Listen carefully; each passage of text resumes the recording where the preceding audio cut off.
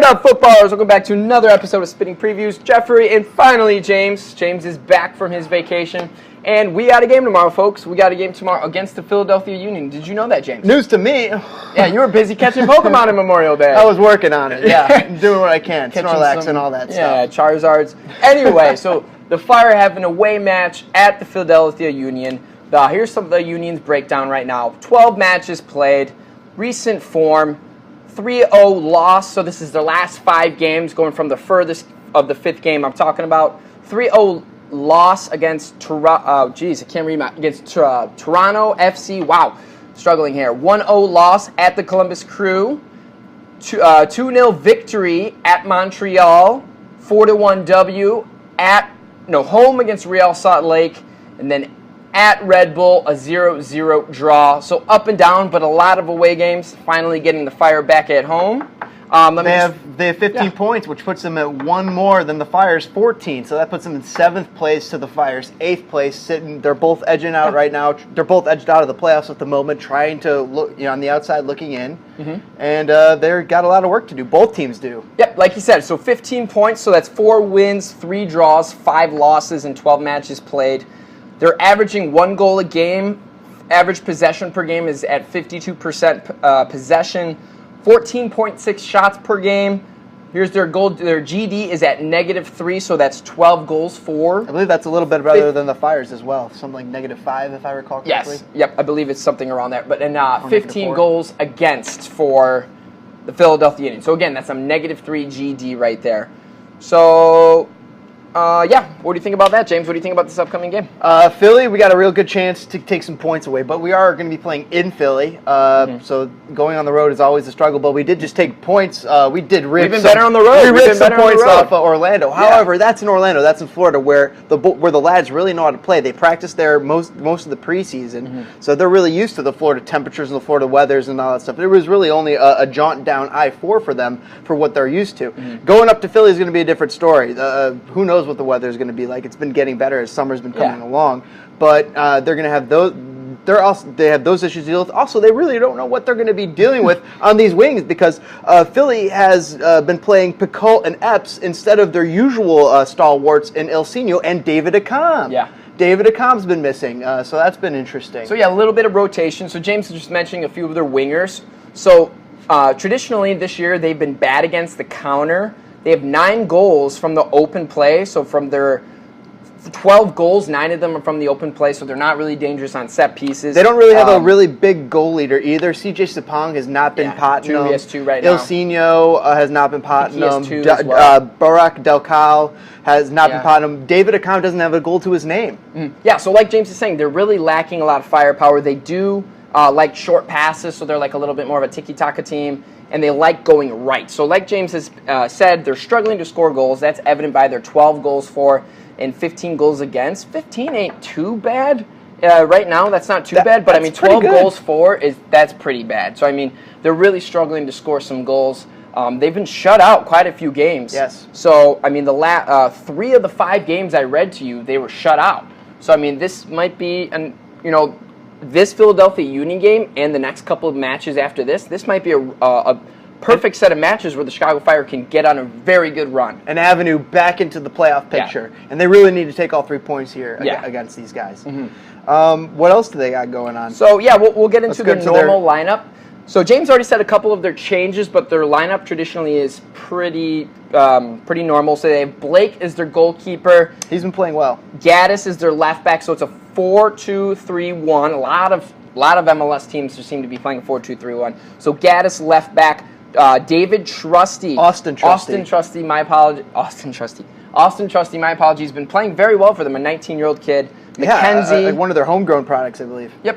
Oh, I have no idea, but I'm just agreeing with you. Hopefully you're correct. So McKenzie is another center back, and then a guy named Keegan Rosenberry. Keegan Rosenberry is their right back. He's their second highest rated in form, according to Who Scored, at a 7.03. So that's pretty low. If your second your second highest is a 7.03, and he's actually tied with Alejandro Bedoya at a 7.03. But that speaks to their offense going down that right side of that flank. You got Alejandro Bedoya right there on that right flank playing in the mid. You got Keegan Rosenberry behind him and then flanking him. And then right in front of him they have Epps or usually Ilsinho, one of the two. So that is a lot of talent coming at you down the right side. And I can see why maybe they do favor that. And so Basti was floating on who scored at like a 7.5 right now, so that's just a little comparison. So their best two players sitting at a 7.03, and those are the only two players that are at a 7 rating right now. I guess while I'm on this, I'll talk about David Accam is 15th. He's the 15th rated on their team, sitting at a 6.57. Hasn't started the last 3 games, James. No. So what do you think about that? Well, here's what I think. Do-do-do, I want to be the very fast, like no one ever was. Do-do-do-do, to pass them is my real test. To score them is my goal. Dave Accam. Dave Accam. Gotta score them all. He's so fast. Okay. We'll see if he can try to pass. Pass the ball, Dave Accam. Okay, so that was great. So David Accam hasn't been playing the last 3 matches. Well, starting, he has gotten in the last 3 matches. In a league we must defend. They have this guy named Epps that is the right winger. Barak Dakel is their cam. Picalt is their left winger. Picalt's been playing very well lately. CJ Sapong, we all know CJ Sapong, a big-bodied forward, is their striker. So he's not been scoring goals. He's one of their target men, but last year he was scoring at a much better clip. Yes. This year he's been struggling. The entire team has been struggling. They can't score goals. They're getting shut down in games too often. And it sounds like you said, because Ilsinho and David Accam, they're just not really producing. They're just really struggling for goals right now. So it doesn't look like they're that bad of a team. I know they're lower on the table, but they're probably a middle of the road team, average team that's just struggling. Maybe similarly, kind of like the Chicago Fire are right now. Maybe they don't really have a plan on offense on how to get the ball to CJ. And we can see that illustrated by their shots probably down. Their goals are really down. Their shots is 14.6. That's okay. That's not bad. But again, how fruitful are those shots? And how many are actually on target? Yeah. Player to watch for you, James? Player to watch for me is going to be Alejandro Bedoya, ex-U.S. men's national teamer. Just a quality player, and obviously they're best on their team at the moment. He pulls the strings on this team. So everything is going to be, just like kind of goes through Bastian Schweinsteiger on the Chicago Fire, a lot of the production is going to be going through Bedoya. Maybe he finds Borak Dokal in a little opening spot who can do a little bit of cheeky magic to get an opening. Or maybe he finds David out in the far wing outpacing his man.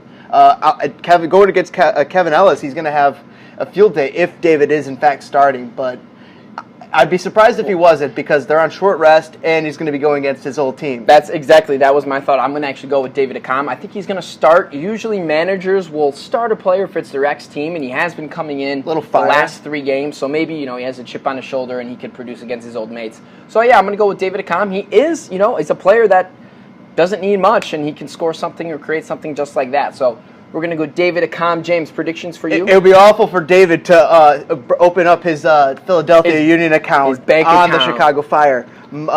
So David Accam, gotta catch him, gotta score him. Yeah, he's got some pace. Anyways, prediction to score.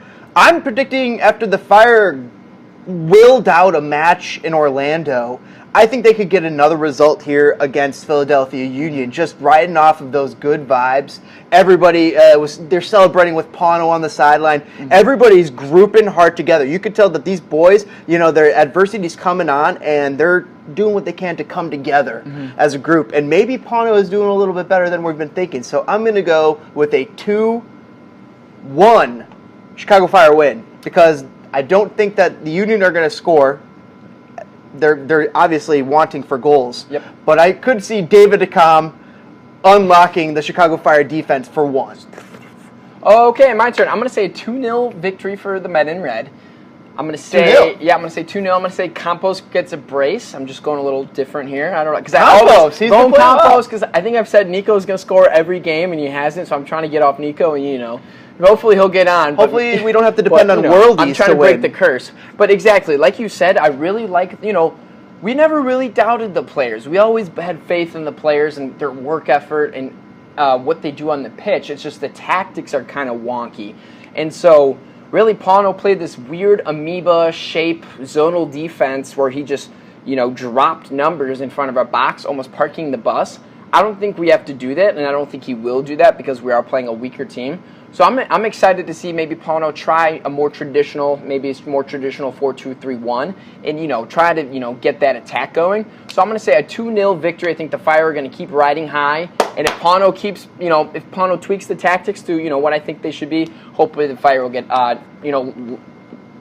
stack together some W's like they haven't been able to this year. So. And we'll be able to leapfrog Philadelphia Union in the process. One last question for you. One last prediction I have. Who is going to be the Chicago Fire starting goalkeeper? Oh, good Is it going to be question. McLean after a performance as that, or is it going to be Sanchez going to get the net after he's returned back from injury? I think you got to give McLean another start. I mean, he really single-handedly won us that game. We had 2 worldies, so nice job, fellas. But then McLean was the other part of that equation. Some world saves. So, you got to reward the player for doing well. Do I think he's a long-term answer? Probably no. He's the same height as Richard Sanchez. He's 29 years old to Richard Sanchez is 24 years old. He's a U.S. player versus Mexican Sanchez as a Mexican, former Mexican international at the youth level.